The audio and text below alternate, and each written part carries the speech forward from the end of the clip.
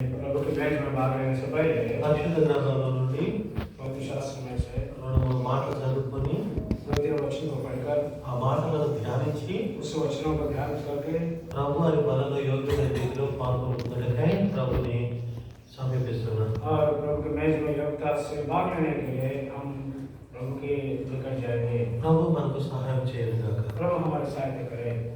ఆయన దయచేసి యెషయా గ్రంథంలో నుండి ఎస్కేల్ గ్రంథం एजकेल की किताब 41వ అధ్యాయం उसका 41 अध्याय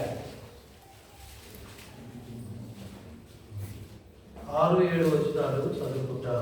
और 41 अध्याय उसकी और 6 और 7 वचनों को पढ़ेंगे। So before we meditating there is a scripture, before we participating in the Lord's table we have to meditate book of Ezekiel chapter 41 verse 6 and 7. और मेज में हम भागीदार होने से पहले भाग लेने से पहले और हम प्रभु के वचन को पढ़ेंगे। एजकेल की किताब 41 अध्याय उसके 6 और 7 वचनों को पढ़ेंगे। ఈ మేడగదులు shall we read all together loudly. सब मिलकर पढ़ेंगे। ఈ మేడగదులు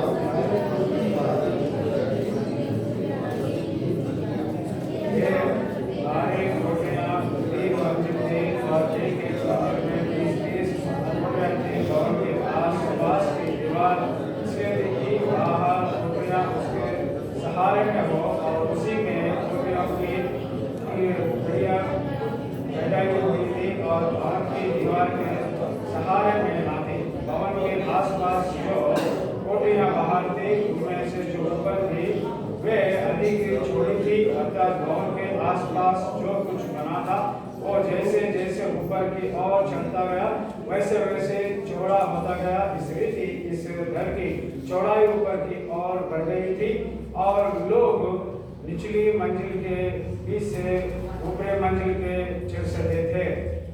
కాబట్టి రెండవ మాటగా మనం ఎస్కేల్ గ్రంథంలో 26వ అధ్యాయానికి వెళ్దాం. और दूसरी और वचन को देखेंगे। 20వ వచనాన్ని కూడా చదువుకుందాం. एजकेल की किताब 26 अध्याय उसका 20 वचन। We are going to the second verse from the book of Ezekiel chapter 26 and verse 20. This verse also shall we read और इस वचन को भी हम सब मिलकर all पढ़ेंगे। together loudly. एजकेल की किताब 26 अध्याय उसका 20 वचन। इस वचन को हम सब ऊंची आवाज से पढ़ेंगे। మరియు तब के बड़े में और गिराने वालों के संग मैं तुझे भी प्राचीन लोगों में उतार दूंगा और बड़े में और गिराने वालों के संग तुझे भी नीचे के लोगों में रखकर प्राचीन करके उजड़े हुए स्थानों में समा कर दूंगा। ये तब कि तू कितना बसेगा और न जीवन के लोक में कोई स्थान पाएगा। and we are going to see the third verse. और तीसरी बात हम देखेंगे। మూడో మాటను మనం చూడడం కొరకై అపోస్తలుల కార్యముల గ్రంథానికి వెళ్దాం. और तीसरी बात हम देखेंगे 15వ అధ్యాయం తీసుకుందాం. और प्रेरितों की 15 अध्याय। The book of Acts chapter 15 and verse 25-26. అపోస్తలుల కార్యములు 15వ అధ్యాయం 25 మరియు 26 వచనాలు కూడా this verse also shall be read all together. प्रेरितों 15 अध्याय 26 और 27 वचन को भी हम सब मिलकर पढ़ेंगे। इसलिए हमने एक चित्त होकर एक समय समझा कि चुने हुए मनुष्यों को अपने प्रिय बरनबास और पौलुस के साथ तुम्हारे पास भेजे। ये ऐसे मनुष्य जिन्होंने अपने प्राण हमारे प्रभु यीशु मसीह के नाम के लिए जोखिम में डाले हैं। కనుక ఈ మూడు మాటలు మనం మళ్ళా ప్రభు బలను యోగ్యంగా సమీపించే విషయంలో ప్రభు బల యోగ్యమైన రీతిలో పాల్గొనే విషయములకు ముందుగా చిన్న ప్రార్థన చేసుకుని ఈ మూడు మాటలు పరిశుద్ధ గ్రంథం నుండి ధ్యానించుకుందాం. और हमने मेज में भाग लेने से पहले और वचन की और हमने ध्यान करने से पहले हम छोटी सी प्रार्थना करेंगे। ప్రేమగల తండ్రి ఎంతో వందనాలు స్తుతులు చెల్లిస్తున్నాం. और हमारे प्रेम स्वर्गीय पिता आपको धन्यवाद स्तुति करते हैं। సమయంలో నీ యొక్క మాటలు మేము విను కొరకే చేరొచ్చాము. प्रभु जी आपकी बातों को सुनने के लिए हम प्रभु जी हमें एकत्रित हुए हैं। ప్రభు బలలో యోగ్యమైన రీతిలో పాత్రత కలిగి అర్హత కలిగి పాలు పొగులు పొందాలని మీరు మాట్లాడుతూ వచ్చారు. प्रभु जी आपके मेज में भाग लेने के लिए हम पवित्रता जीवन पाकर और योग्यता से भाग लेने के लिए आपके वचन के जरिए हमसे बातें किया। అట్టి స్థితిలో మేము ఉన్నామో లేదో గ్రహించుకొని పరిశీలించుకొని పరీక్షించుకొని ప్రభు బలలో యోగ్యమైన రీతిలో పాల్గొని పొందే కృపను మాకు అనుగ్రహించుకొని యేసు వారి నామంలో ప్రార్థించున్నాము తండ్రి. प्रभु जी ऐसा योग्यता हमारे अंदर है या नहीं, इस रोज हमारे जीवन को परखने के लिए प्रभु आप सहायता करें और योग्यता से भागने के लिए आपके दया अनुग्रह को चाहते हुए विनती प्रार्थना उद्धारकर्ता प्रभु यीशु मसीह के नाम से मांगता हूँ, आमीन।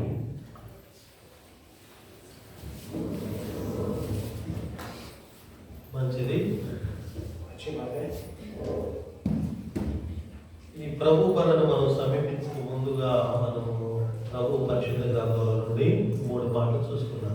और हमने मैच के पवित्रता मैच में भाग लेने से पहले 3 बातों को हमने पढ़ा है। మొదటి మాటగా మనం యేసుకేలు గ్రంథంలోకి వెళ్ళాం. 41 అధ్యాయం 5-6 వచన చదువుకున్నాం. और యేసుకేలు की किताब 41 अध्याय उसका 5 और 6 वचनों को हमने अभी पढ़े थे। రెండవ మాటగా మనము యేసుకేలు గ్రంథమే 26 అధ్యాయం 20వ వచనాన్ని చదువుకున్నాం. और दूसरी बात पे हमने और యేసుకేలు की किताब 26 अध्याय का उसका 20वां पद को हमने पढ़े हैं। మూడవ మాటగా మనం అపోస్తలుల కార్యముల గ్రంథం 15వ అధ్యాయం 25-26 వచనాలు చదువుకున్నాం. अभी तीसरी बात है कि हम प्रेरितों उसकी 15 अध्याय और उसका हमने 15 और 16 वचन को पढ़े हैं। అయితే వీటిలోని ఒక మాట మీకు చెప్పాలి. నేను मैं आपको इसके बारे में एक छोटी सी बात बताना चाहता हूँ। తెలుగులో చదివినట్టుగానే ట్రాన్స్లేషన్ ఇంగ్లీష్లో 100% అలాగే ఉంటుంది. కానీ యేసుకేలు గ్రంథం 26-20 వచనం రెండో మాటకు చదివించారు కదా, ఆ మాట మాత్రం మార్పుగా ఉంటుంది ఆ గ్రంథంలో. और यहाँ पे तेलुगु में जैसा पढ़े हैं वैसा ही हिंदी में भी है। और लेकिन యేసుకేలు की किताब 26 अध्याय उसका 20 वचन में थोड़ा अंतर है, व्यत्यास है। ఆ వచనం మరి కింద పై వచనంలో ఉందో కింద వచనంలో ఉందో యేసుకేలు గ్రంథం 26 అధ్యాయంలో మీరే తర్వాత పరిశీలన చేసుకోండి. और वो जो वचन जो हमें पढ़ाया वो आगे पीछे है क्या, उस वचन को बाद में आप ही और उसको ध्यान करो।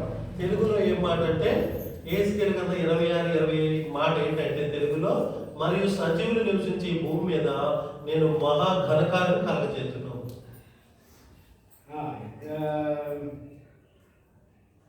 यहाँ पे तेलुगु में ऐसा लिखा है कि जो जीवित लोग हैं उनके बीच में मैं बड़ा महान कार्य करूंगा उनके है।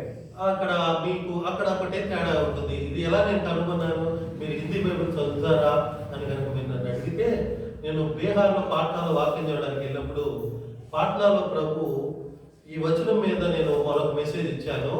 అప్పుడు వారు పవిత్ర బైబిల్ మీ హిందీ బైబిల్ చూస్తుంటే కనుక ఆ మాట వారికి కనబడటం లేదు. और यहाँ पे मैं बिहार में पाटना में एक बार मैं वचन देने के लिए गया।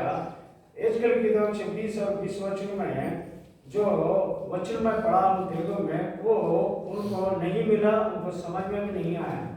అప్పుడు మన తెలుగు వాళ్ళు ఉంటారు కదా, ఆ తెలుగు వాళ్ళ బైబిల్ ఆ వచనాన్ని చదవండి అంటే వారు చదవగలుగుతున్నారు. కానీ హిందీ వాళ్ళు హిందీ బైబిల్ ఉంటే ఆ వచనాన్ని మాకు లేదనుకుంటూ అధ్యాయం అంతా పరిశీలన చేస్తూ ఉన్నారు. और वहाँ पे कुछ तेलुगु वाले तेलुगु बाइबल में अच्छा आसान से पढ़ लिया, लेकिन जो हिंदी वाले हैं हिंदी बाइबल में वो वचन इसमें नहीं है, उनके सारे अध्याय पूरा वो ढूंढे मगर उनको नहीं मिला। ఆ తర్వాత నేను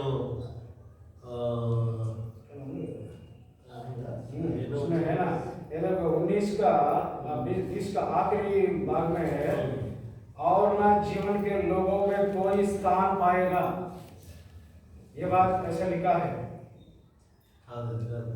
నాకు నేను చేసిన ట్రాన్స్లేషనే నేనేం చెప్పింది మీరు ట్రాన్స్లేషన్ చేసింది కరెక్ట్ కానీ ఆ పదం అయ్యి ఉండదు.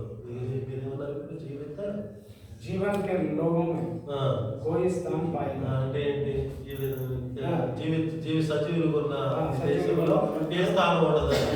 అది ఓహో స్థాయి పొందుకుంటారు. కానీ ఇక్కడే ఉంది సజీవులు నివసించే భూమి మీద మహా ఘనకార్యము కలగజేస్తాను. తేడా ఉంది కదా రెండు మాటలకి. అట్లా అనమాట. అది ఎందుకంటే ఎంతో పరిశీలన చేసాం పాఠాలు మేము ఆలోచన చేయండి. అందుకని మీకు వివరంగా చెప్తే తర్వాత మీరు ప్రాబ్లం లేకుండా చక్కగా తర్వాత అర్థం చేసుకుని చదువుకోగలుగుతారు ఇంటికాడ అని చెప్పి నేను మీకు వివరంగా చెప్తూ ఉన్నాను. इसके बारे में और आप लोग भी ध्यान मान करें और ध्यान से देखिए इस बात को. సరే మంచిది. ఈ మూడు మాటల యొక్క అర్థాన్ని బట్టి మనం ధ్యానంలోకి వెళ్దాం. और इस तीन बातों के विषय में हम थोड़ा ध्यान मान करेंगे.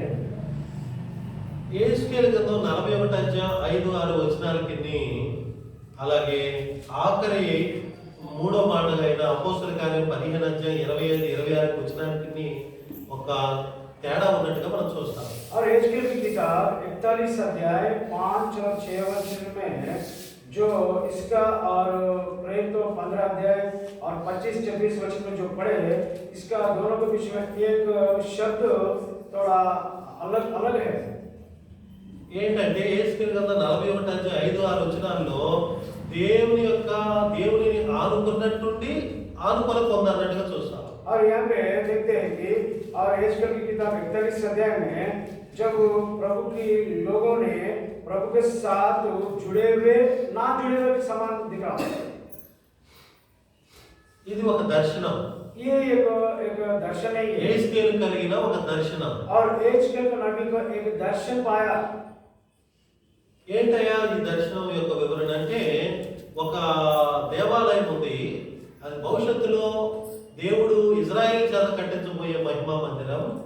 ఆ మందిరం పక్కనే 30 గదుల అంతస్తులు గల మేడగది ఉంది. और जब यहेजकेल नबी ने जब वो दर्शन देखा वो दर्शन में ये देखा कि एक बड़ा मंदिर है और उसके बाजू में और 30 कोठरी का और कोठरी का घर है. ఆ దర్శనంలో యెహెజ్కేలు చూడమన్నప్పుడు యెహెజ్కేలు చూస్తున్నప్పుడు దేవుని మందిరమును గోడను ఆ మందిరము కూడా ఆ ఇల్లు 30 గదుల అంతస్తులు ఉన్న ఇల్లు కూడా కలిసిపోయినట్టుగా ఉంది. ఆయన అనుకున్నాడు కలిసిపోయింది దేవుని యొక్క మరి మందిరము 30 మేడ గదులు గల అంతస్తు గల భవనము కలిసిపోయింది అని ఆయన అనుకుంటున్నాడు. కానీ దగ్గరగా జూమ్ పెట్టి చూడు అప్పుడు నీకు అర్థమైంది అన్నాడు దేవుడు. कहते परमेश्वर ने उसको जब दर्शन दिया परमेश्वर का बड़ा भवन मंदिर और उसके बाजू में और 30 कोठरियों का बड़ा मंजिल था. तो ये उन्हें उस दर्शन में जब देखा था यहेजकेल ने जब ये मंदिर और ये तो 30 और कोठरी का घर भी दोनों में मिला हुआ जैसे उसको दर्शन में देखा.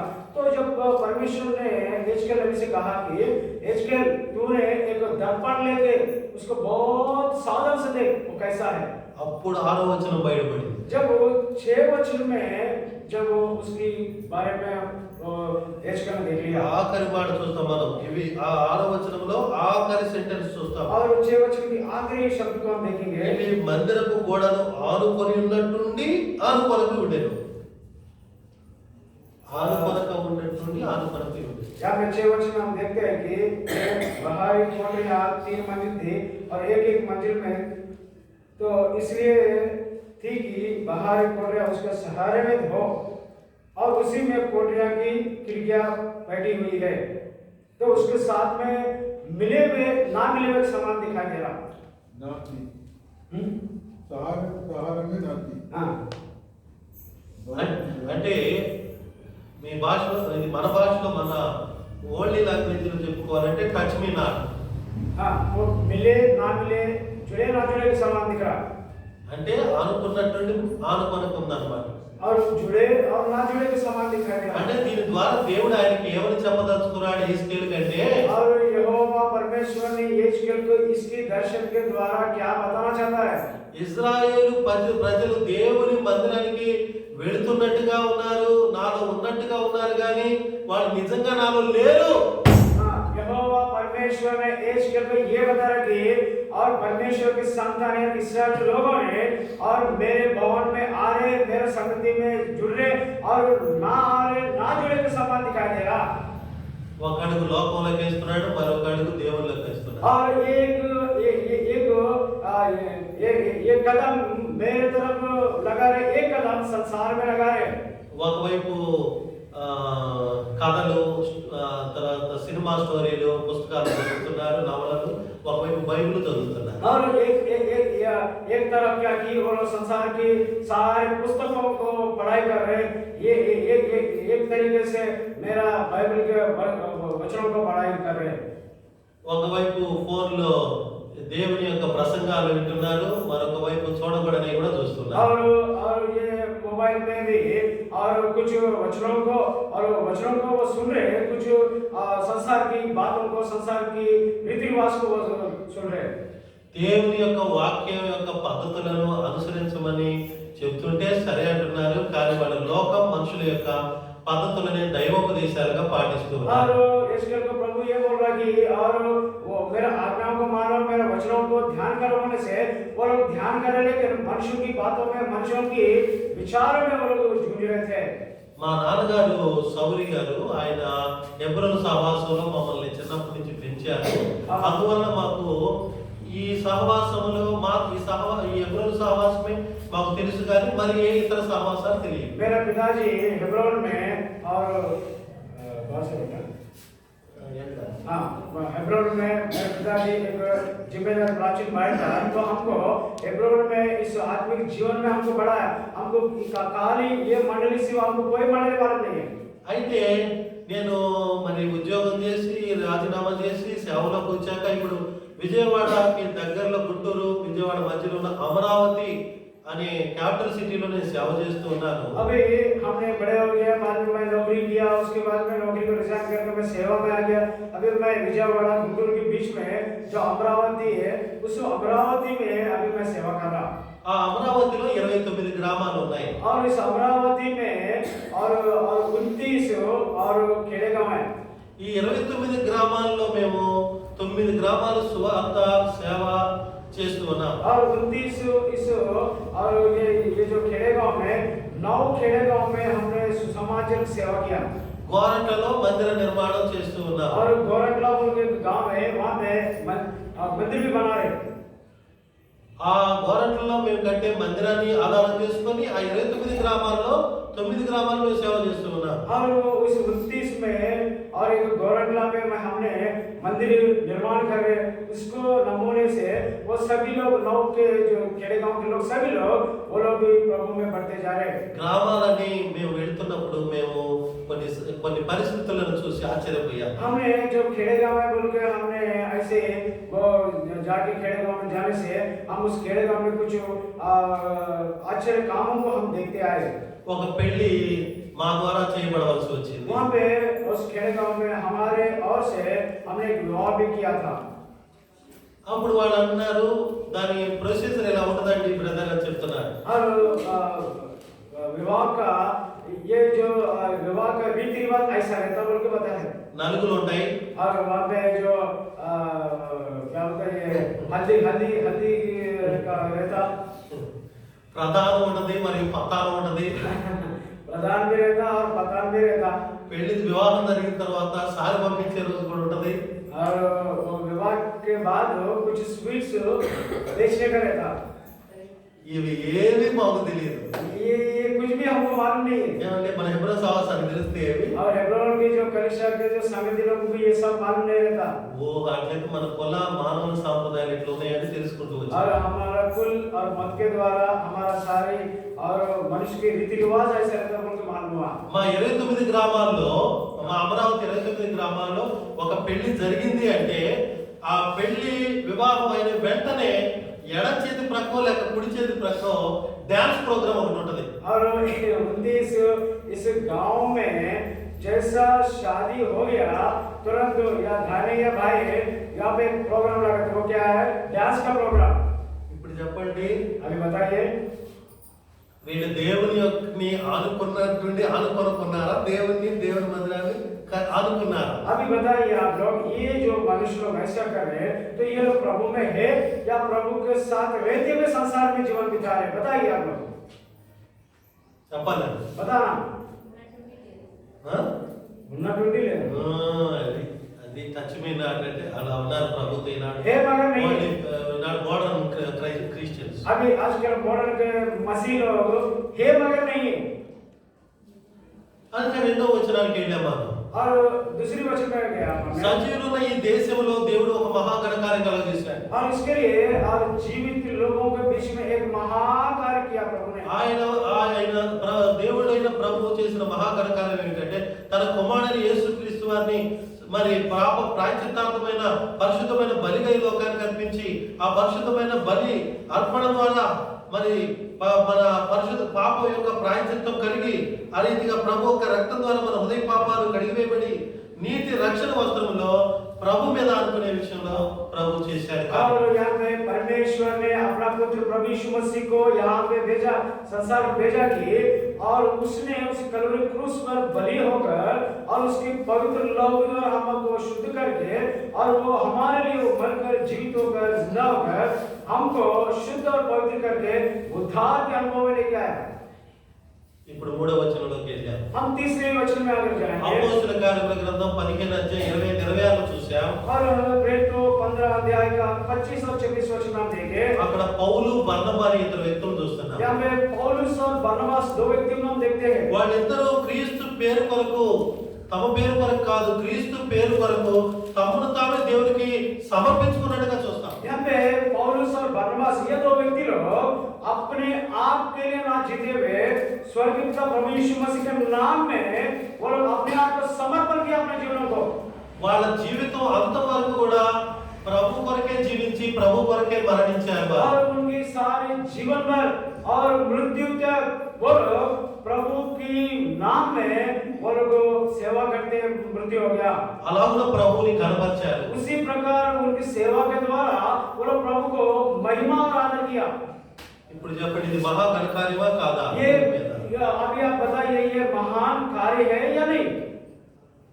కాబట్టి వీరు ప్రభులో ఉన్నారా లేదా ప్రభుకు బయట ఉన్నారా చెప్పండి. अभी ये जो पौलुस और बरनबास ये दोनों लोग प्रभु में है या संसार में है बताइए। కాబట్టి వీళ్ళు ఈ మోడర్న్ క్రిస్టియన్స్ లాగా టచ్మినాటుగా లేరు. ప్రభు పేరు కొరకు తమను తామే అప్పగించుకున్నారు. और यहाँ पे ये लोग मॉडर्न मसीह के समान नहीं है, लेकिन ये लोग प्रभु के लिए अपना जीवन को अपने आप सौंप दिया है। చివరి వరకు ప్రభువు కొరకై జీవించారు. और आखिरी तक आखिरी सांस तक प्रभु के लिए जिया है।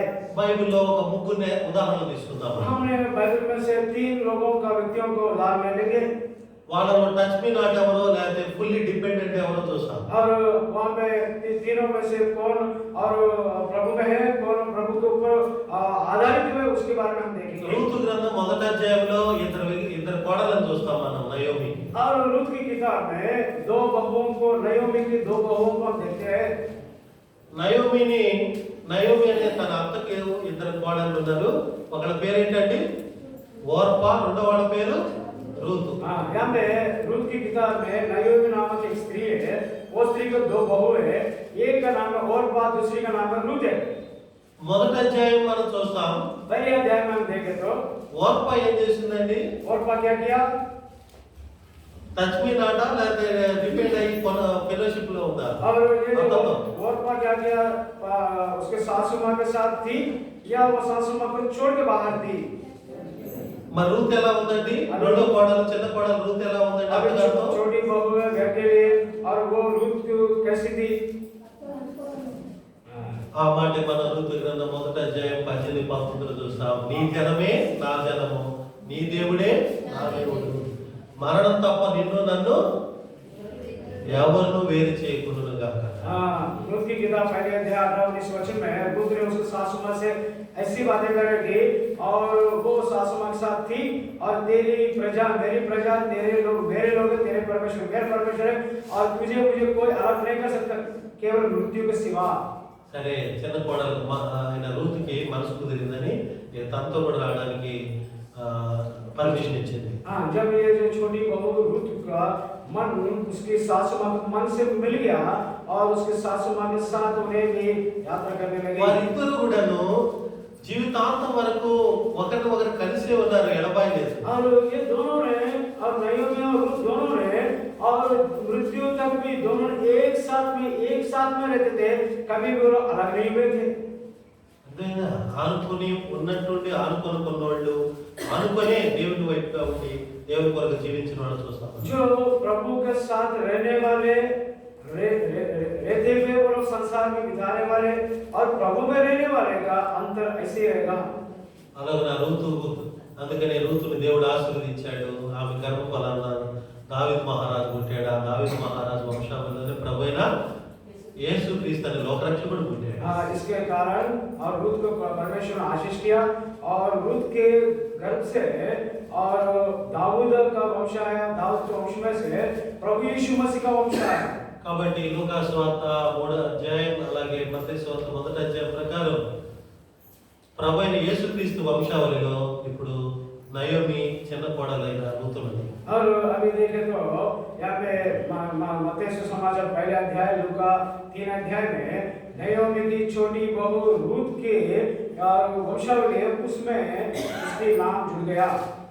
మరి ఓర్పా మాట ఆ ఋతు గ్రంథంతోనే అయిపోయింది కానీ ఆ పదం ఇంకెక్కడన్నా మీకు తగిలిందని బైబిల్లో? यहाँ पे आप देख सकते हैं कि इस रूत की किताब में ओरपा का नाम वही वो अंत हो गया, उसके बाद उसके नाम कहीं भी दिखाई नहीं दिया। చెప్పాలంటే बताइए। పరిశుద్ధ గ్రంథం 66 గ్రంథాల పుస్తకం. हाँ, అందులో ఒక గ్రంథంలోనే ఓర్పా యొక్క పేరు ఆమె జీవిత చరిత్ర ముగించబడింది. మరి ఏ గ్రంథంలో కూడా ఆమె గురించి పేర్కొనబడలేదు పరిశుద్ధాత్మలో. इस पवित्र शास्त्र में 66 अध्याय है, तो इसमें से खाली रूत की किताब में उसका नाम जुड़ गया, बाकी किधर भी नहीं है उसका नाम। అందుకని మనం దేవుని మీదే ఆనుకొని మన దేవుని కొరకే జీవించి దేవుడైన ప్రభువుని కనపరచుచు ఉండాలి. और इसके लिए हमने प्रभु में रहकर, प्रभु में हम जुड़कर प्रभु को महिमा करना। ఇక రెండో వ్యక్తిని తీసుకొని వస్తాం. और दूसरे व्यक्ति को देखेंगे రెండో రాజుల గ్రంథం दूसरी राजाओं के 2వ అధ్యాయం दूसरी अध्याय 1 నుంచి 10 వచనాల వరకు చూస్తే 1 से 10 वचन में देखें तो అక్కడ ఏలియా ఎలీషా అని ఇద్దరు కనబడతారు. वहां पे और एलिया और एलीशा दोनों दिखते हैं। వాళ్ళిద్దరు ఎవరండి? वो दोनों कौन है చెప్పాలండి. बताइए। గురు శిష్యులు. और वो एक गुरु है और एक चेला है। ఆ ఏలియాకి ఎలీషా అనే శిష్యుడే కాకుండా ఇంకా శిష్యుల బృందం ఉంది, వారికి ఒక పాఠశాల ఉన్నట్టుగా కూడా మనం అదే 2వ రాజుల గ్రంథం 2వ అధ్యాయం 1 నుంచి 10 వచనాలు చూస్తాం. और दूसरी राजा 2 अध्याय में हम देखें तो एलिया का एलीशा नहीं और कई चेले हैं उसका साथ है। చివరి వరకు ఏలియాని ఎలీషా వెంబడించాడా లేదా? और आखिरी तक एलीशा ने एलिया का पीछे पीछे हो लिया। మరి మిగతా శిష్యులు వెంబడించారా बाकी चेलों ने వారి గురువుని? क्या बाकी चेलों ने उसका गुरु एलिया का पीछे पीछे हो लिया क्या?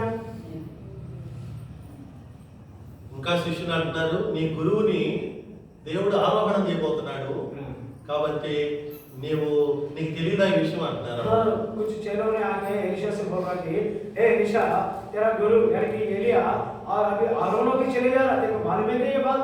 అంటే దేవుని దగ్గరికి వెళ్ళిపోతున్నాడు, ఈ విషయం మీకు తెలియదా అంటున్నారు ఎలీషాని. या एलीशा के पास अपने चेले लोग आके कह रहे हैं कि तेरा गुरु एलिया ने अभी स्वर्ग आरोहण होने वाला है, परमेश्वर के पास जाना है, ये बात तेरे को मालूम है क्या? ఎలీషా అంటున్నాడు నాకు తెలుసు మీరు ఊరకుండా అన్నారు. हाँ, एलीशा कह रहा है कि ये सारी बातें मुझे मालूम है, आप चुपचाप रहे। ఏలియాతో చెప్తున్నాడు నేను గొల్గొతా వెళ్తున్నాను, గిల్గాల్ వెళ్తున్నాను, కాబట్టి గిల్గాల్కి మరి నువ్వు ఇక్కడే ఉండు నేను వెళ్తానంటే ఎలీషా అంటున్నాడు నీ యెహోవా జీవంతోడు మరణం తప్ప నిన్ను నన్ను వేరు చేయకుండునుగా. यहाँ भी एलीशा से कह रहा एलीशा तो ये है मैं गिलगाल को जाके आऊंगा। जब एलीशा ने एलिया से कह रहा कि हे स्वामी मैं आपके साथ साथ आऊंगा, मृत्यु तक तेरे साथ रहूंगा, ऐसे करके एलीशा ने एलिया को बोला। ఆ తర్వాత వాళ్ళు గిల్గాలు కొంతకాలం నుండి మళ్ళీ అక్కడ నుండి యోర్దానుకి వెళ్ళే సమయంలో కూడా అదే ప్రశ్న వేసినప్పుడు యెహోవా జీవంతోడు మరణం తప్ప నిన్ను నన్ను వేరు చేయకూడదుగా. यहाँ पे इस और गिलगाल को जाके गिलगाल से जब यॉर्दान को फिर वापस वो लोग यात्रा कर रहे थे, उस समय में भी एलीशा से कहा हे एलीशा तू ये है मैं यॉर्दान जाता हूं। नहीं नहीं नहीं स्वामी मैं तेरे साथ रहूंगा और तुझे मुझे अलग जो करती है तो वो मृत्यु आपको अलग करना। సరే అని కలిసి మళ్ళీ మనసు కుదిరిందని కలిసి యోర్దాను కూడా దాటి వాడు ఎరుకో వైపుగా కూడా వెళ్ళాడు. और ये लोग दोनों का मन एक हो गया తర్వాత యోర్దాను और दोनों ने यॉर्दान से यरीको नगर की ओर चला गया। అక్కడ కూడా अదే మాట మీద వచ్చాడు. और उसी बात के अनुसार एलीशा ने एलिया का पीछे पीछे होते हुए आ गया। అందుకని తన గురువు ఆరోహణమై పరలోకానికి దేవాదేవుడు కలుసుకునేటప్పుడు మరి తన యొక్క వస్త్రాన్ని తన శిష్యుడి మీదకి వదిలేశాడు. जब जब उन्हें यरीको नगर में जाने के बाद जब आरोहण हो गया, स्वर्ग आरोहण हो गया, जब उन्हें रथों को लेकर चले जा रहा था, जब उसके जो कंबल है वो कंबल उसका चेहरे के ऊपर फेंक कर चले गया. అక్కడి నుండి ఎలీషా అక్కడి నుండి మరి దేవుని యొక్క శక్తిని రెండంతలు పొందుకున్నాడు. और उसकी बाद में एलीशा उसकी परमेश्वर की दुगनी आत्मा को पाकर वहां से चला गया యోర్దాను నది దగ్గరికి వచ్చాడు. और योर्दान के नदी के पास आया. ఆ కంబళం తీసుకొని యోర్దాను నది మీద కొట్టేటప్పుడు ఏలియా దేవుడే దేవుడని ఒక దెబ్బ మరి యోర్దాను నది మీద కంబళంతో పోయింది. जब एलीशा ने जब योर्दान नदी के आसपास आया, जब योर्दान नदी पार करके जाना था, जब उसने उसकी जो कंबल को लिया और चादर को लेके उस एलिया का परमेश्वर ही परमेश्वर करके उस योर्दान नदी के ऊपर मारा. అప్పుడేమైందండి? जब क्या हो गया? ఏమైంది? जब क्या हो गया? योर्दान दो भाग हो गया. అప్పుడు 6 నెలలు నడిచి యోర్దాను దాటి అవతలకి వెళ్ళాడు. और एलीशा ने दो भाग होने के बाद उसमें जो सूखे हुए भूमि से चलकर वहां पे चले गया. అప్పుడు ఎలీషా గ్రహించాడు. जब एलीशा ने जब ग्रहण किया, నాకు గురువు కొన్ని పవర్స్ ఇచ్చి వెళ్ళాడని గ్రహించాడు. और मेरा गुरु ने मुझे कुछ शक्ति दिया, पावर दिया, पर सोचा उन्हें. కాబట్టి గురువు అయిన ఏలియా గారు 7 అద్భుతాలు చేస్తే శిష్యుడు 14 అద్భుతాలు దేవుని మహిమ కొరకు చేశాడు. और एलिया ने 7 अद्भुत कामों को किया, लेकिन उसके चेहरा एलीशा ने 14 और बड़े अद्भुत कामों को किया है. దేవుని ప్రజలైన ఇశ్రాయేలీలు కి ఆదర్శంగా నిలిచాడు. और परमेश्वर की संतान इस्राएल के बीच में एक नमूना के समान में खड़ा हुआ था. అందుకనే 2వ దినవృత్తాంతంలో మనం 13-14 చదివితే ఎలీషా మృతి పొందినప్పుడు ఇశ్రాయేలీలు ఈ రీతిగా చెప్తున్నారు. और दूसरा इतिहास 13 अध्याय 14 में लिखा है कि जब एलीशा ने जब मृत्यु होने के बाद इस्राएल तो ऐसा करे, ఓ తండ్రి ఇశ్రాయేలుకి రథములు రౌతులు నీవే కదా, ఇప్పుడు ఎవరున్నారు? हे पिता इस्राएल का घोड़े और रथ तू ही है ना, और हमारे लिए कौन है? రౌతులు రథాలు అంటే నడిపించేవి, మన ముందుండి యుద్ధానికి ముందుండి నడిపించేవి. और रथों को घोड़ों का मतलब है कि हमको आगे ले चलने वाला, आगे चलाने वाला, इसका मतलब. అలాగే ఇప్పుడు చనిపోయావు ఎలీషా, మరి ఇప్పుడు దేవుని ప్రజలమైన మా మధ్య నువ్వు ఎంతో మహిమ గల కార్యాలు ప్రపంచం చేశావు. మమ్మల్ని ఎన్నో విషయాల్లో సహాయపడి మమ్మల్ని క్షేమ సంక్షేమం ఉంచావు. కాబట్టి ఇప్పుడు మా గైడ్లైన్స్, సలహాలు, సజెషన్స్ గమనిస్తారు. इस्राएल को ऐसा बोला कि हे पिता तुमने हमको छोड़ के चले गए, और रथ घोड़े के समान तो हमको चलाने वाला, अगुवाई करने वाला, अभी हमको कौन अगुवाई करेगा, कौन हमको शिक्षा देगा, हमको कौन चलाएगा करके वो लोग रोते बैठे. చెప్పండి, ఏలియాకి ఎలీషా శిష్యుడే, కొందరు శిష్యులు పాఠశాలలో నేర్చుకుంటున్నారు. और एलिया को కానీ ఎలీషా పేరు వచ్చింది కానీ శిష్యులకు పేరు ఘనత దేవుడు ఇవ్వబడలేదు.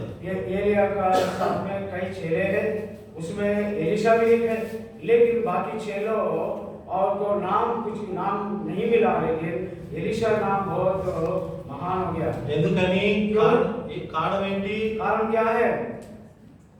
ఎలీషానే గురువుని ఆనుకొని అత్తుకొని చివరి వరకు, అంతం వరకు నడిచాడు. और एलीशा ने एलिया गुरु मानकर उसके साथ साथ रहते हुए आखिर तक वो चलते आए उसके पश्चिमों में. కాబట్టి మన జీవితాలు ఎట్లా ఉన్నాయి? हमारा जीवन कैसा పరీక్షించుకోవాలి. हमने परखना चाहिए हमारे जीवनों को.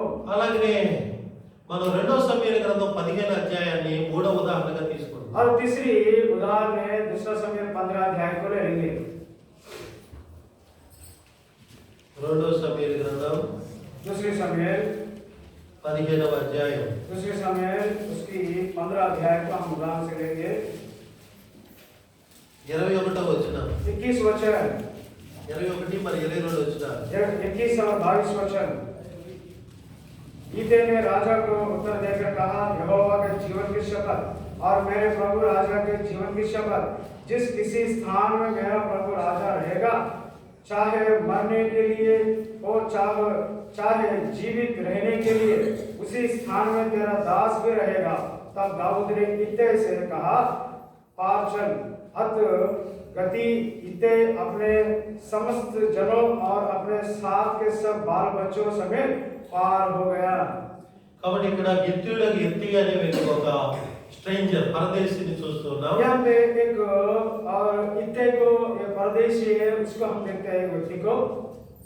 దావీదు మహారాజు తన రాజ్యాన్ని విడిచి వెళ్ళిపోతూ ఉన్నప్పుడు और दाऊद ने ఇతను అప్పుడే ఆ ఊరికి వచ్చాడు. अपना राज्य को छोड़ के जब जा रहा था उस समय ये इत्तै ने उस राज्य में प्रवेश हुआ। దావీదు మహారాజు గురించి చాలా మంచి సంగతులు, అతని దేవభక్తి, అతను చేసిన ఘనకార్యాలు, ప్రజలకు కలిగించిన క్షేమాన్ని వింటూ వచ్చాడు. और ये इत्तै ने जब दाऊद ने जो महान कार्य किया है, जो उनकी प्रजा को कैसा उन्हें कैसा राज किया, कैसा देखभाल किया, क्या क्या उत्तम काम किया, ये सारी बातों को इत्तै ने सुनते आया। కాబట్టి దావీదుని చూద్దామని ఆయన ఊరు వస్తే और दाऊद को देखने के लिए उस गांव में आया था मैं। దావీదుకు జరిగిన అన్యాయం తెలుసుకున్నాడు. जब दाऊद के साथ जो अन्याय हुआ, उस अन्याय के बारे में इत्तै ने सुन लिया। దావీదు కుమారుడైన అబ్షాలోమే దావీదు మహారాజు అభిషేకించకుండానే స్థానాన్ని, ఆ సింహాసనాన్ని కోరుకొని తను మరి వెలగొట్టి పరిస్థితికి తీసుకొస్తున్నాడు తెలుసుకున్నాడు. और दाऊद का पुत्र अब्शालोम ने जब दाऊद ने उसका बिना अभिषेक करे वो राज का पद लेकर वो उसको पिता को वहां से भगा दिया। కాబట్టి కుమారుడితో యుద్ధం ఎందుకులే అని దావీదు మహారాజే సమాధానంగా వెళ్ళిపోయాడు. और दाऊद ने ये विचार किया, मेरे पुत्र के साथ मैं क्या युद्ध करूं, इसके लिए उन्हें अपना समाधान के साथ उन्हें राज को छोड़ के चले गया। ఈ విషయాన్ని తెలుసుకున్న ఈ గిత్తీయుడు ఎత్తయి దావీదుని కలుసుకొని, అయ్యా నేను కూడా వస్తాను నీతో అని అన్నాడు. और जब इस सारे बातों को इत्तै ने जब सुन लिया, जब दाऊद के पास जाके, हे दाऊद राजा, मैं भी तेरे संग संग रहूंगा करके बोला।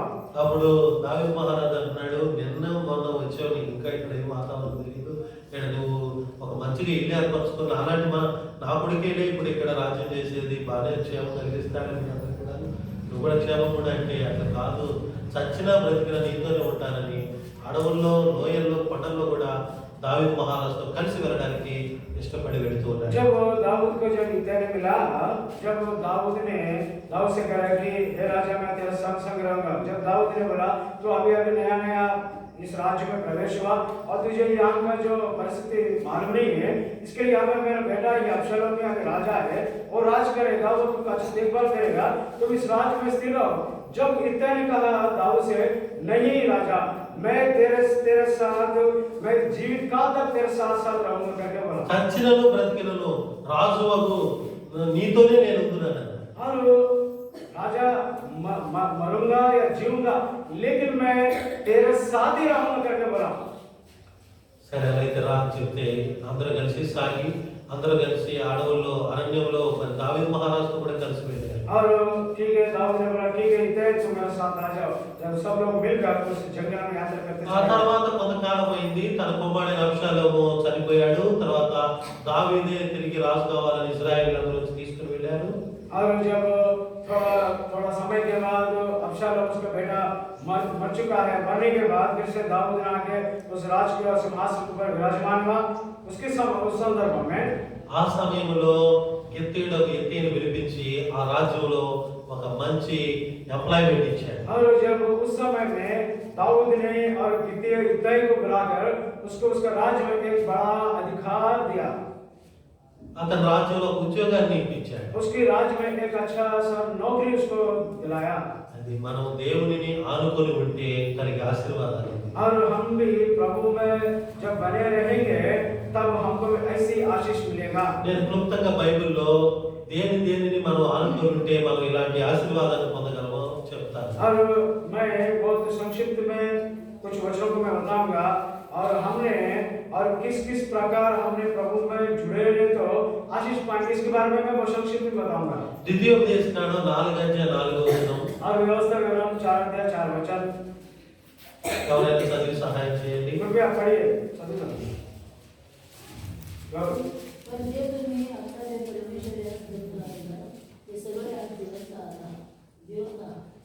మీ దేవుడైన యెహోవాను హత్తుకొనిన మీరందరూ నేటి వరకు సజీవులై ఉన్నారు. కాబట్టి దేవుడైన యెహోవాను ఆనుకుని మీరందరూ నేటి వలె సజీవులై ఉన్నారు. और यहोवा के साथ लिपटे रहे, आज तक तुम जीवित रहोगे। ఎందుకని అంటే దేవుడైన యెహోవా సజీవుడు. क्योंकि हमारा जीवित परमेश्वर वो जीवित है।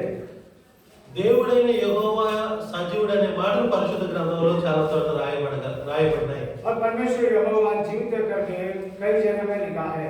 ఆదికాండం 1:1లో ఆది యందు దేవుడు భూమి ఆకాశము సృజించును అంటే ఆది యందే ఉన్న దేవుడు అని అర్థం. और उत्पत्ति पहले अध्याय पहले वचन में आदि में परमेश्वर ने और आकाश और पृथ्वी को निर्माण किया, यानी कि आदि में परमेश्वर है वो। ఆదికాండం 21 అధ్యాయం उत्पत्ति 21 अध्याय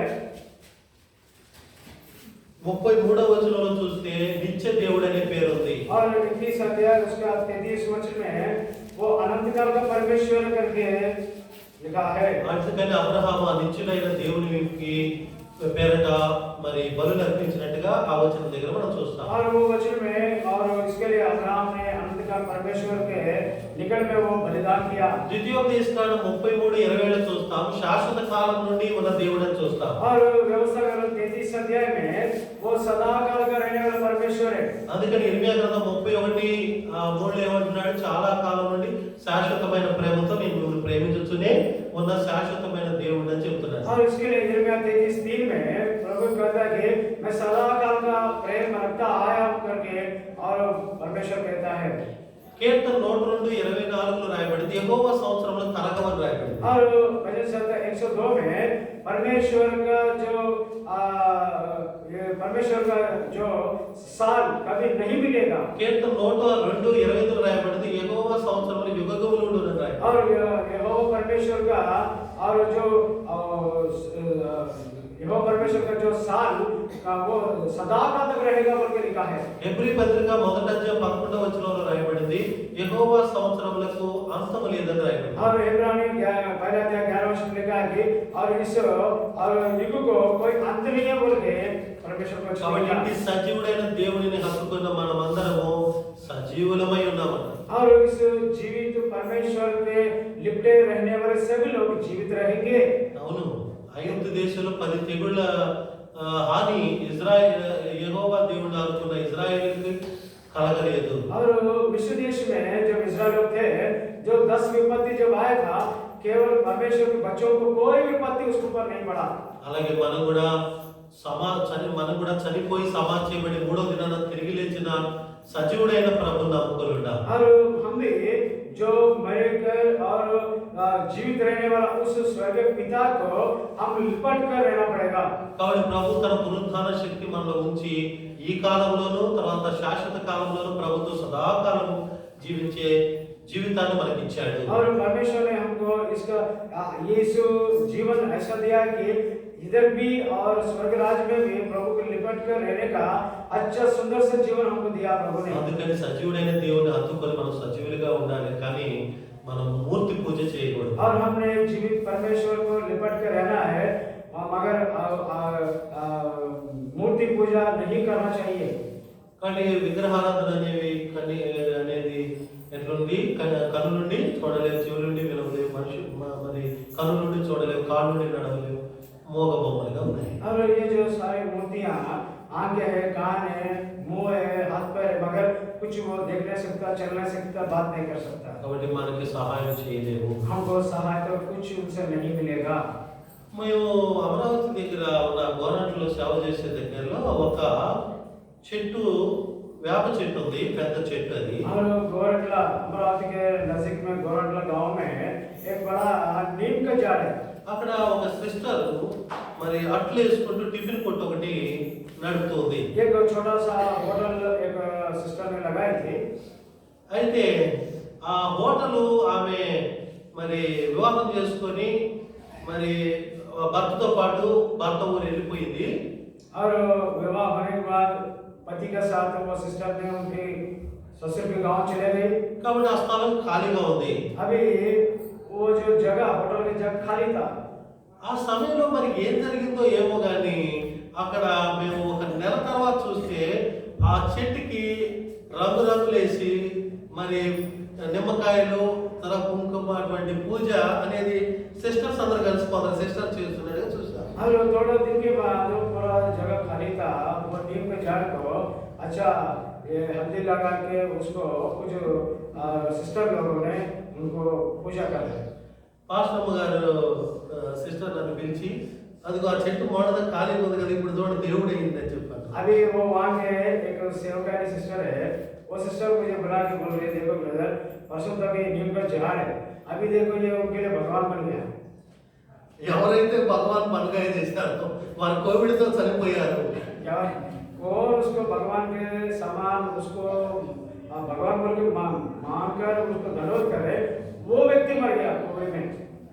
కానీ ఆమె ఏర్పరిచిన సిస్టమ్ లో మిగతా సిస్టమ్స్ మాత్రం పూజలు చేస్తూనే ఉన్నారు ఆ చెట్టుకి. अभी वो जो शुरुआत किया वो तो नहीं है, लेकिन बाकी और सिस्टर लोग तो पूजा पाठ तो करते जा रहे हैं। ఇప్పుడు చెప్పండి, మనం దేవుడైన సజీవుడైన దేవునిని హత్తుకోవాలా, మూర్తి పూజ చేయాలా? अभी आप बताइए, जीवित परमेश्वर को और लिपट करे ना या उस मूर्ति पूजा में हम बने? యోహాను సువార్త 11:23-25 చెప్తున్నాడు ప్రభు. और యోహన్నా 11:23 से 25 तक प्रभु यीशु मसीह कह रहा है, పునరుద్ధానం నేనే, జీవము నేనే. और पुनरुद्धार मैं हूँ और जीवन भी मैं हूँ। నా యందు విశ్వాసం ఉంచిన వాడు చనిపోడు. जो मेरे ऊपर जो विश्वास करेगा वो कभी नहीं मरेगा। బ్రతుకుని నా యందు విశ్వాసం ఉంచిన వాడికి మరి ఎన్నటికీ చనిపోడు. और जो जीवित रहेगा, जो विश्वास करेगा वो फिर कभी नहीं मरेगा। మొదటి దశలోని రాసిన పత్రిక 4:16 సదాకాలం వారు నాతో కూడా ఉంటారు. और पहले दशलोक 4:16 में लिखा है कि वो सदा काल तक वो मेरे साथ रहेंगे। కాబట్టి మనం సజీవుడైన దేవుని అందుకొని అనేకులు కూడా సజీవుడైన దేవుని అందుకునేటట్టు చేద్దాం. और हम जीवित परमेश्वर की लिपट कर रहते हुए और कई लोगों को उस जीवित परमेश्वर को पास हम लेके आएंगे। రెండో మాట చూద్దాం. दूसरी विचार को देखेंगे। Firstly, we have to depend on the God who is living. और हमने जो जीवित परमेश्वर है उसके ऊपर हमने भरोसा रखना है। రెండోదిగా లూకా సువార్త 19 Luke the Gospel chapter 19 with the last verse. और लूका सुसमाचार 19 अध्याय आखिरी वचन को हम देखें तो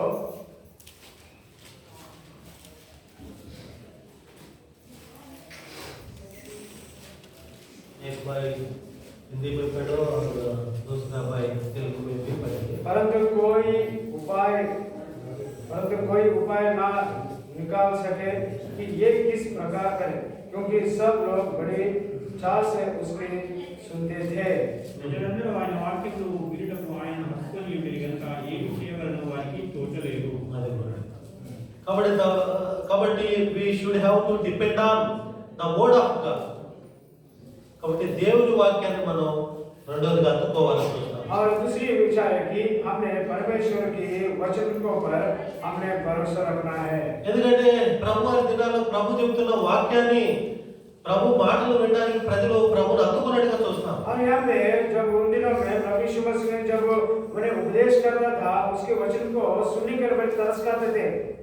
అలాగే మరి ఏంటయ్యా ప్రభు వాక్యానికి ఉన్న గొప్పతనం అనేది? और क्या है इस प्रभु के वचन में सामर्थ्य बोल के अगर కీర్తన 19లో చుంటి తేనె దారుల కన్నా మధురమైంది అంటాడు దావీదు మహారాజు. पहले शब्द 119 में दाऊद ने कहता है कि प्रभु परमेश्वर के वचन और मधु से भी अति श्रेष्ठ बोल के कहता है। కీర్తన 119:50లో నీ వాక్యమే నన్ను బ్రతికిస్తుంది, బాధలు అదే నాకు నెమ్మదినిచ్చింది అంటాడు దావీదు. और दाऊद ने 119 भजन में 50 में कहता है, और वो दुखों में शांति देता तेरा वचन करके दाऊद ने कहा है। కీర్తన 119:150లో అంటాడు, నీ వాక్యము 1000 వెండి బంగారముల కంటే అమరది కంటే మరి అమూల్యమైంది అంటాడు. और यहाँ पे दाऊद कहता है तेरा वचन कुंदन से भी अति बहुमूल्य बोल के दाऊद ने कहता అదే है। కీర్తన 119:9లో దావీదు మహారాజు అన్నాడు, యవ్వనులు దేని చేత తమ నడకను శుద్ధి చేసుకుందరు, నీ వాక్యాన్ని దినదిన చదువుకోవడం చేత వారు సరి చేసుకొని మరి పవిత్రులుగా ఉంటారు కదా అని చెప్తున్నారు. और 119 9 वचन में दाऊद कहता है, जवानों ने अपने चाल को कैसा वो ठीक ठाक करेंगे बोले तो आपके वचन के जरिए से वो लोग उनका जीवन को ठीक ठाक करेंगे। ఇప్పుడు అందుకని దావీదు మహారాజు దేవుని యొక్క వాక్యాన్ని ఘనపరుస్తున్నట్టుగా మనం కీర్తన 138:2లో చదువుతాం. और भजन संहिता 138 2 वचन के प्रकार दाऊद ने उसको जीवित परमेश्वर को कितना महिमा करना हम देख सकते हैं। చదివి సహాయం చేయండి. हम पढ़ेंगे उस वचन को। Book of Psalms chapter 138 verse 2. 138 उसका दूसरे वचन को हम पढ़ेंगे। भजन संहिता 138 కీర్తనలు 138వ కీర్తన 2వ వచనం. मैं तेरे पवित्र मंदिर की और धन्यवाद करूंगा और तेरी करुणा और सच्चाई के कारण तेरे नाम का धन्यवाद करूंगा क्योंकि तूने अपने वचन को अपने बड़े नाम से अधिक महत्व दिया है। కాబట్టి నీవు ఇచ్చిన వాక్యము మరి నీ నామం కంటే నీవు ఇచ్చిన వాక్యాన్ని నువ్వు గొప్ప చేస్తున్నావు కనుక ఆ వాక్యమును బట్టి నేను నీ పరిశుద్ధాలయం తట్టు చూచి నేను నీకు నమస్కారం చేస్తున్నాను. क्योंकि तूने अपने वचन को अपने बड़े नाम से अधिक महत्व दिया, मैं तेरे पवित्र मंदिर का और दंडवत करूंगा। అవును, ప్రభువైన యేసుక్రీస్తు వారు ఇచ్చిన ఈ దేవుని వాక్యం ద్వారానే తండ్రి అయిన దేవుణ్ణి, ప్రభు అయిన దేవుణ్ణి, పరిశుద్ధాత్మ దేవుణ్ణి తెలుసుకోగలిగాం. और हमने प्रभु ने जो दिया वचन के द्वारा पिता को और पुत्र को परमेश्वर को हम जान लिया है। పరలోక సంగతులు ఎన్నిటిలో మనం ఈ బైబిల్ ద్వారా తెలుసుకుంటూ ఉన్నాం, నేర్చుకుంటూ ఉన్నాం, ప్రకటిస్తూ ఉన్నాం. और हमने स्वर्ग के बातों को हमने कई बार इस वचनों के द्वारा और जानते हैं, परखते हैं, समझते हैं और प्रकट भी कर सकते हैं। కాబట్టి ఈ వాక్యమే మనల్ని ఆదరిస్తూ మనం నడిపిస్తున్నట్టుగా మన జీవితాలను చూస్తున్నాం. और हमारे जीवनों में इसी वचन हमको चलाते हुए अगुवाई करते हुए आते हुए हम देखते हैं। అందుకని మన జీవితాల్లో దేవుని యొక్క వాక్యానికి మనము రెండోదిగా వాక్యాన్ని హత్తుకొని ఉండాలని చూస్తాం. और हमने इस जीवित वचनों को हम लिपट कर रहना हमारे जीवन में। ఈ దినాల్లో ఈ మోడర్న్ టైమ్స్ లో దుర్బోధన ఎక్కువైనాయి. और यहाँ पे इस अभी अभी वर्तमान काल में और कई और वचन दुर्बोध ज्यादा फैल गया। మోడర్న్ టైమ్స్ లో క్రైస్తవులు దేవుని వాక్యాన్ని హత్తుకోకుండా దుర్బోధన వైపు వెళ్ళిపోతున్నారు. और यहाँ पे इस संसार में वर्तमान काल में वचन के ऊपर ना लिपटे हुए, ना विश्वास करते हुए कई कई अन्य बातों को लेकर वो लोग संसार में चले जा रहे हैं। ఏంటంటే ఆ దుర్బోధలు హీలింగ్, స్వస్థతలు అనే బోధల వైపు हाँ, వెళ్తున్నారు. एक झूठे नबियों की तरफ वो लोग दौड़ रहे कि वो झूठे नबी क्या है। వాడు పాపం పోనక్కర్లా, శరీరం బాగుపడితే చాలని అంతవరకు తాత్కాలిక ఉపశమనాన్ని కోరుకుంటున్నారు. कई लोग और झूठे नबी की बातों को बहुत को सुन रहे कि अपना पाप नहीं कर तो परवाह नहीं, मगर हमको चंगा के लिए तो काफी है बोल के सोच रहे हैं। అటువంటి చోటకి ఎక్కువ మంది పోతున్నారు. ऐसी जगहों में कई लोग बिन लोग दौड़ रहे। మా ప్రాంతంలో ఒక పెద్ద మిషన్ ఉంది.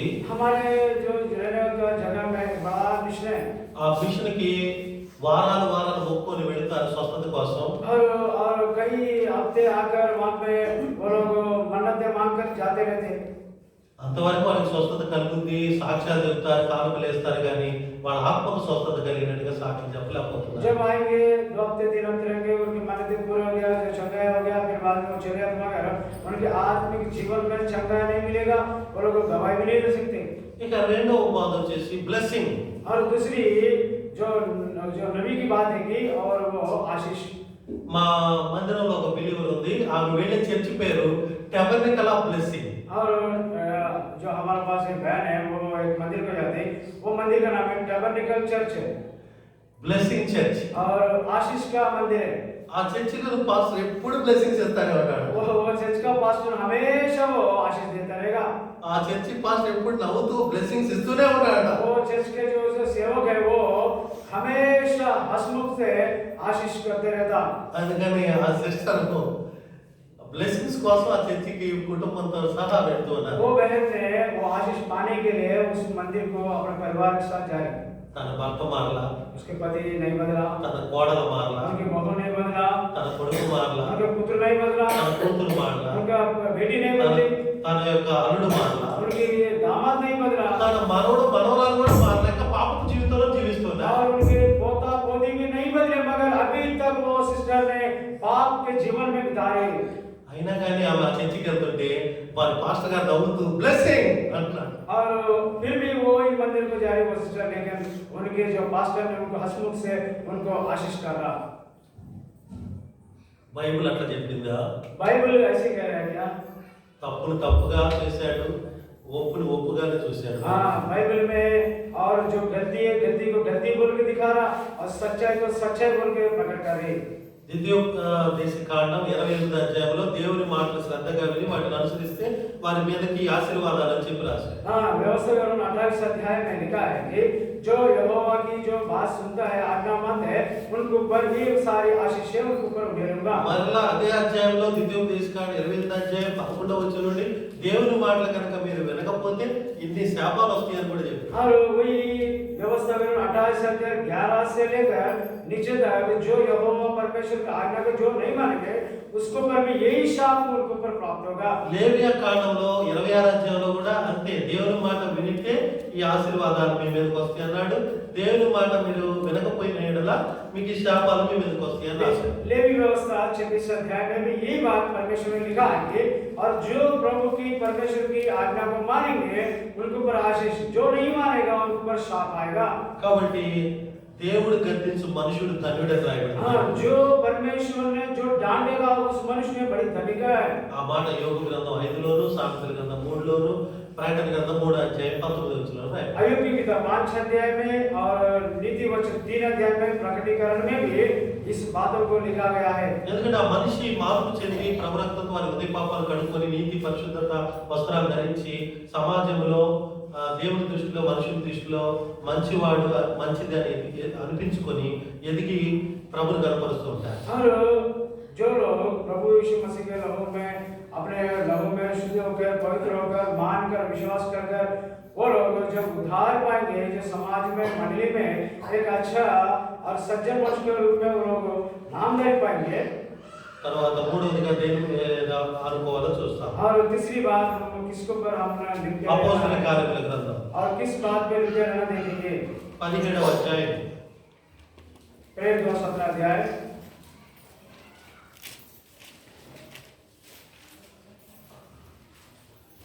32, 33, 34. The book of Acts chapter 17 and verse 32, 33 and 34. मेरे मुंह के पुनरुत्थान की बात सुनकर कुछ तो टट्टा करने लगे और कुछ ने कहा, ये बात हम तुझसे फिर कभी सुनेंगे। इस पर पौलुस उनके बीच में से निकल गया, परंतु कुछ मनुष्य उसके साथ मिल गए और विश्वास किया, जिनमें दियुनुसियुस जो अरियुपगुस का सदस्य था और दमरिस नामक एक स्त्री थी और उनके साथ और भी लोग थे। తెలుగు అపొస్తలుల కార్యం 17, 32, 33, 34. మృతుల పునరుద్ధానం గురించి వారు వినినప్పుడు కొందరు అపహాసం చేసిరి, మరికొందరు దీని గురించి నీవు చెప్పినది ఇంకోసారి విందుమని చెప్పి అలా ఉండగా పౌలు వారి మధ్య నుండి వెళ్ళిపోయాను. అయితే కొందరు మనుషులు అతను హత్తుకొని విశ్వసించిరి. వారిలో తిరియోపాగీతుడైన దియోనుసును, దామరి అను ఒక స్త్రీయు, వీరితో కూడా మరికొందరు ఉండేది. ఇక్కడ మనం చూస్తాం సత్యాన్ని చెప్పే దైవ సేవకులను మనం హత్తుకొని ఉండాలి. और यहाँ पे तीसरी बात है कि सच्चाई जो प्रकट करने वाला सेवकों को लिपट कर रहना है। పౌలు భక్తుడు మృతులకు పునరుత్థానం ఉందని ప్రభువైన యేసుక్రీస్తు వారిని ఉదహరించుకొని స్వార్థ ప్రకటించడం మొదలుపెట్టాడు. पौलुस ने प्रभु यीशु मसीह का नाम में और जो मरे हुए लोगों को पुनरुत्थान है बोले उन्हें विश्वास के साथ उन्हें सुसमाचार प्रकट करने लगा। ప్రభువైన యేసుక్రీస్తు నందు విశ్వాసం ఉంచితే ప్రభువైన యేసుక్రీస్తు వారి పరిశుద్ధమైన బలి ద్వారా మీ పాపములు ప్రాయశ్చిత్తం కలిగి ప్రభువైన యేసు వారి రక్తం ద్వారా మీ హృదయ పాపాలు కడిగివేయబడి మీరు కూడా పునరుత్థానం కలిగి ప్రభుతో కూడా పరలోకంలో సదాకాలం ఉంటారని చెప్తూ ఉన్నాడు. पौलुस ने ऐसा और सुसमाचार बोला कि जो प्रभु यीशु मसीह पर विश्वास करते हुए और अपने पापों को मानकर उद्धार पाते हुए और जब मरेंगे, जब हम भी पुनरुत्थान के जाएंगे बोल के पौलुस ने इस बातों को प्रकट किया।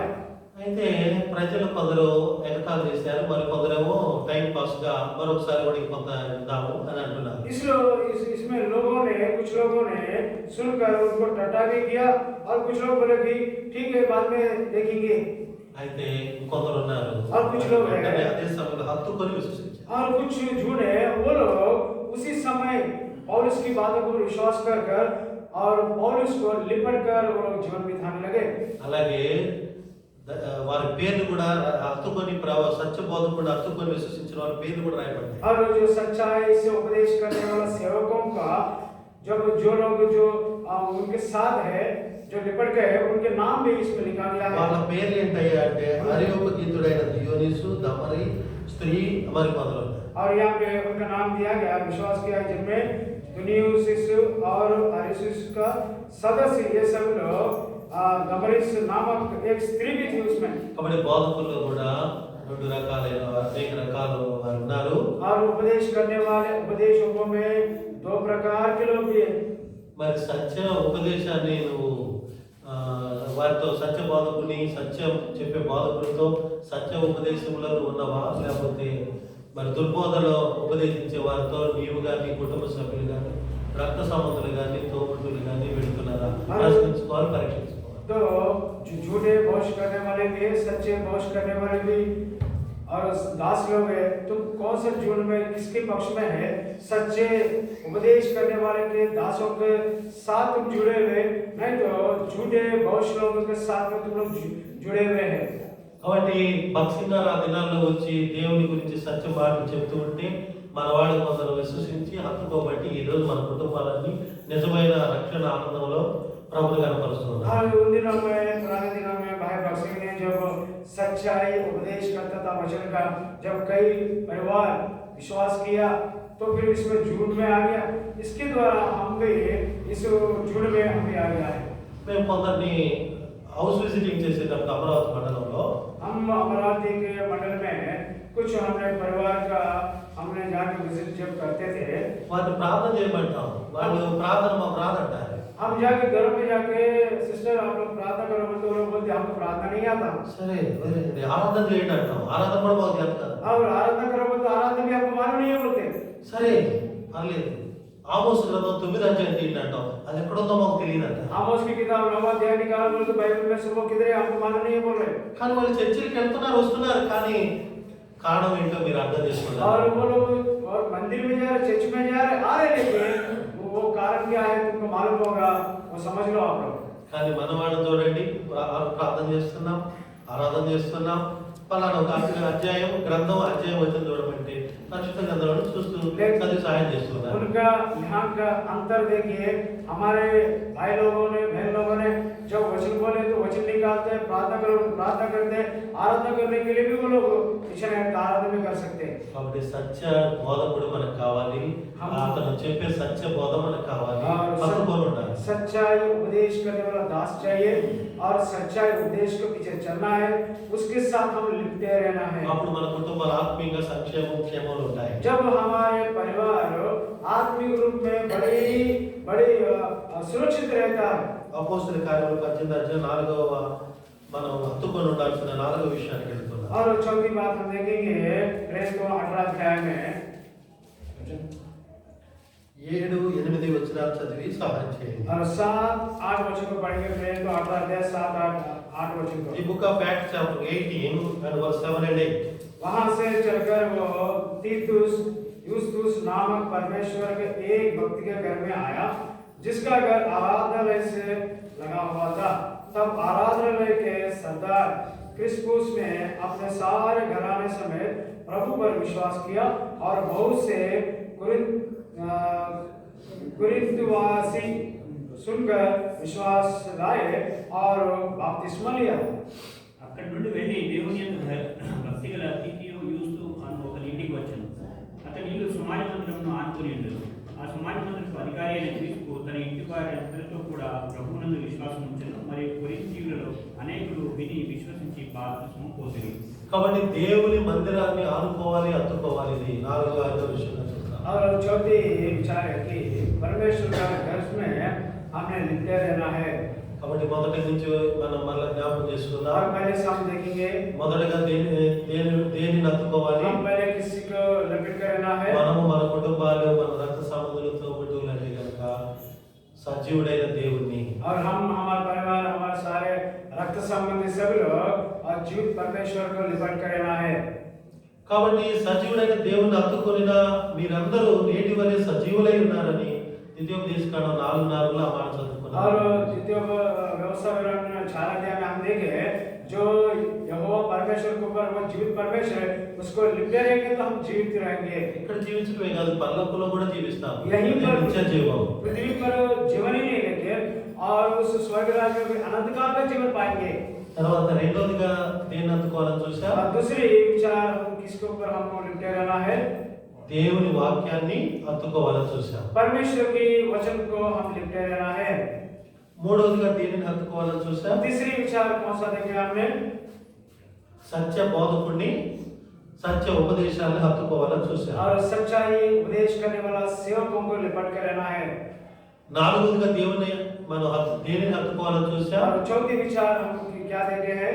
మందిరం, దేవుని మందిరాన్ని హత్తుకొని ఆనుకొని ఉండాలని చూస్తున్నాం. और परमेश्वर की भवन को लिपट के हम लग के रहना है।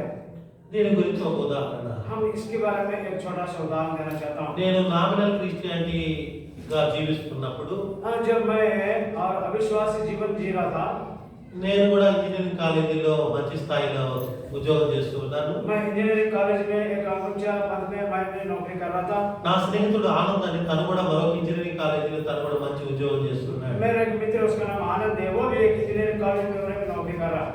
నేను ఆత్మీయంగా మరి దేవుల్లో బలపడాలి అనే విషయంలో నేను అప్పుడు దేవునికి సత్యమైనటువంటి మందిరమును నేను వెతకలేదు, నాకు తెలియదు. और मैं आत्मिक जीवन में जीवित परमेश्वर को ढूंढते हुए और जीवित परमेश्वर में और भवन में और चलने का विचार मेरे अंदर नहीं था। मैं उसके बारे में सोचा भी नहीं था। అన్ని సంఘాలు ఒకటే అనుకున్నాను. मैं सोचा सारी मंडली एक ही है।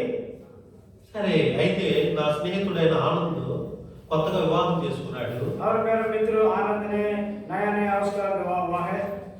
ఆ సమయంలో అతను మన హెబ్రోను సహవాసం ఉన్న మందిరం దగ్గర ఎక్కువ రెంట్కి ఇచ్చి రెంటిల్లు తీసుకుని అక్కడ ఉంటున్నాడు. और यहाँ पे जब हेब्रोन के संगति के और सब मंडली के आसपास में मेरे मित्र ने एक अच्छा बड़ा घर लिया। भाड़ा भी ज्यादा है, फिर भी उन्हें वहाँ पे घर लेके वहाँ पे भाड़े में घर लेके वहाँ पे जीवन बिताया। ఆ సమయంలో నాకు కూడా వివాహం అయింది. उस संदर्भ में मेरे को भी विवाह हुआ है ఇద్దరు శుభాకాంక్షలు చెప్పుకున్నాం. और हम दोनों ग्रीटिंग्स भी बता लिया। ఆ తర్వాత అతను అన్నాడు, మా ఇంటికి ఒకసారి వెళ్ళి డిన్నర్కి అన్నాడు. और मेरा मित्र बोला, एक बार विजयनगर में घर में एक बार आप आ जाओ। అప్పుడు నేను మరి మా వైపు ఇద్దరం కలిసి వారి ఇంటికి వెళ్ళాము. और मैं मेरे पत्नी दोनों मिलके विजयनगर में मेरे मित्र के घर पे एक दिन गया था। వారితో మాట్లాడుతున్నప్పుడు మేము రెంట్ ఎంత అని అడిగాము. और उनसे बातें करते समय में मैं पूछा, इसकी घर का भाड़ा कितना में? 15,000 అన్నాడు. और मेरा मित्र बोला, इसका 15,000 है। సరే, మేము కామ్గా ఉన్నాం. డిన్నర్ అయిపోయింది. ఇంటికి వచ్చినప్పుడు నేను మా వైపు అనుకుంటూ ఉన్నాం, కారులో मैं ఒక మాట అనుకుంటూ ఉన్నాం. हम दोनों ने, मैं मेरे मिसेस मेरे पत्नी दोनों ने और वहाँ पे भोजन कर लिया। उसके बाद वहाँ से विदा हो गया। रास्ते में जाते समय में हम दोनों ने बातचीत कर मेरे पत्नी के साथ में। ఆ బ్రదరు ఏమన్నా మైండ్ లేనోడా, ఇది 15,000 పెట్టి రెంట్కి ఉండి ఉండాల్సిన అవసరం ఏముంది, కొత్త దంపతులు అవసరాలు ఉంటాయి, కొద్దిగా తక్కువ రెంట్ కొనవచ్చు కదా అని డిస్కషన్ చేస్తున్నాం. मैं मेरे पत्नी दोनों ने आपस में बातें कर रहे थे। अरे मेरा मित्र क्या पागल है क्या, वो अभी नया शादी हो गया, बहुत खर्चा रहता, पैसे की जरूरत है, तो ये 15,000 के भाड़े पे घर ले गए, उसमें रह रहा क्या, ये पागल है क्या? हम दोनों बातचीत करते बैठे।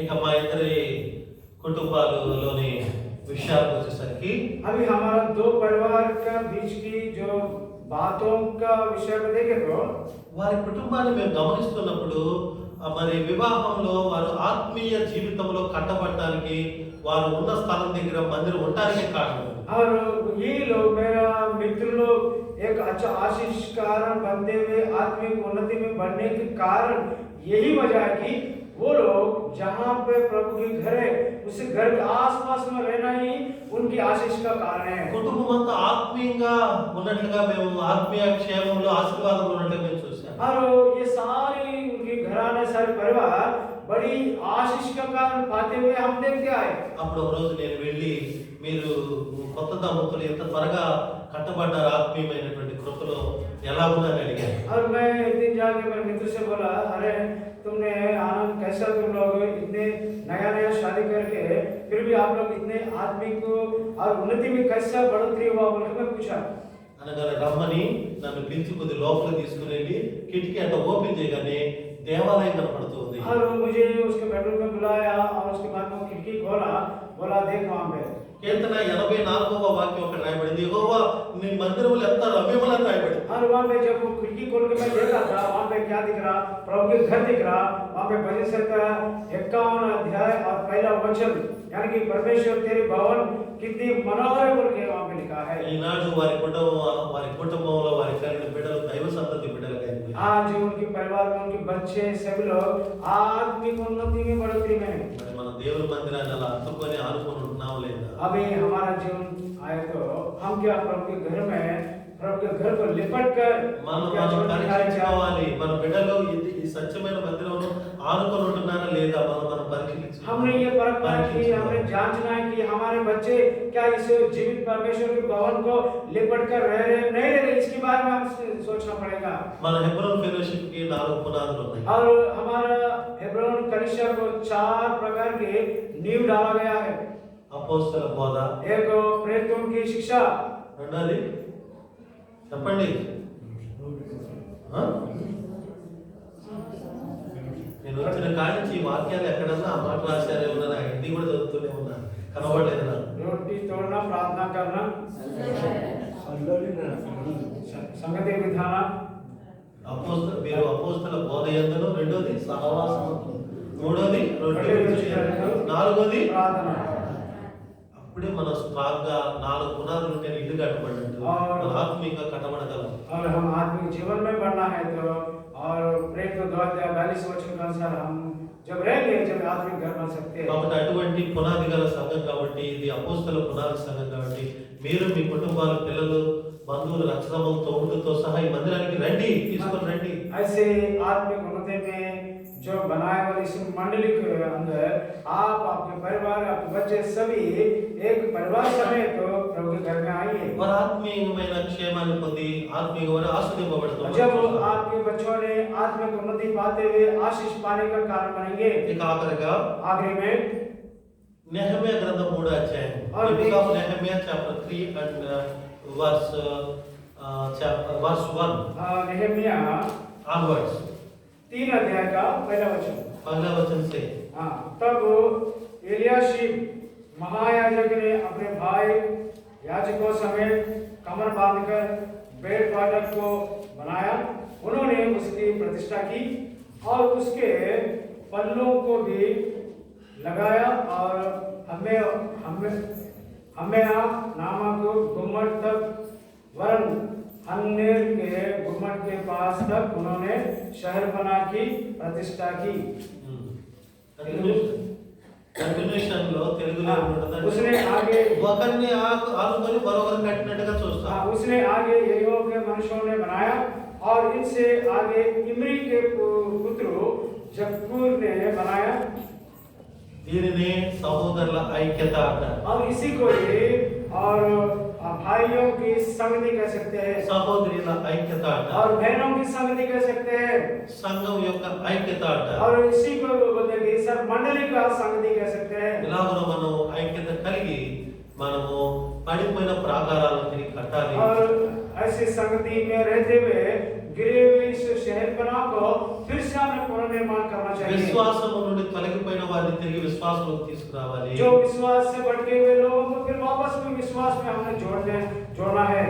మరలా దేవుని యొక్క సహవాసాన్ని కోల్పోయి నశించిపోతున్న వారిని మరలా దేవుని యొక్క సహవాసంలోకి వారిని నడిపించాలి. और संगति प्रभु की संगति से जो खोए हुए और दूर हो गया उनको भी फिर से प्रभु की संगति में उनको फिर से लेके आना है। దీని కొరకే ఒకరిని అనుకొని ఒకరు పనిచేయాలి. और एक को लगकर दूसरा काम करते जाना इस प्रकार। మనం ఈ నెహెమ్యా గ్రంథం 3వ అధ్యాయం అంతట్లో చూడగలం. అనేక రకాల కుల వృత్తుల వాళ్ళు, అనేక రకములైనటువంటి కమ్యూనిటీ కాస్ట్ వాళ్ళు, వాళ్ళందరూ కూడా కలిసి irrespective of all caste and community and religion, ఏ కుల మత భేదాలు, వర్ణ భేదాలు లేకుండా దేవుని యొక్క మందిరం గోడను నిర్మిస్తున్నట్టుగా మనం చూస్తాం. यहाँ पे हमने नेहमिया 3 अध्याय में देखे तो यहाँ पे कुल नहीं, मत नहीं, भेद नहीं, कुछ भी नहीं, सभी एकता में आकर मिलकर यहाँ पे जो गिरे हुए शहरपना को निर्माण करने का लिए एक संगति में सब लोग जुड़ गया। కాబట్టి మనం సహోదరులు ఒకరినొకరు దేవుని మందిరాన్ని బలపరచుకోవాలి, और దేవుని మందిరాన్ని కట్టాలి. और भाई लोग बहन लोग सब एक साथ में मिलकर और प्रभु के भवन को हम निर्माण करना है। ప్రభు యొక్క భౌతిక మందిరాన్ని కట్టాలి, అలాగే ప్రభు యొక్క బిడ్డలను కూడా ఆత్మీయంగా కట్టాలి. और इस संसार की और प्रभु के मंदिर को भी बनाना है, प्रभु के बच्चों को भी प्रभु में दृढ़ करना है। ఐక్యత లేకపోతే ఎట్లా?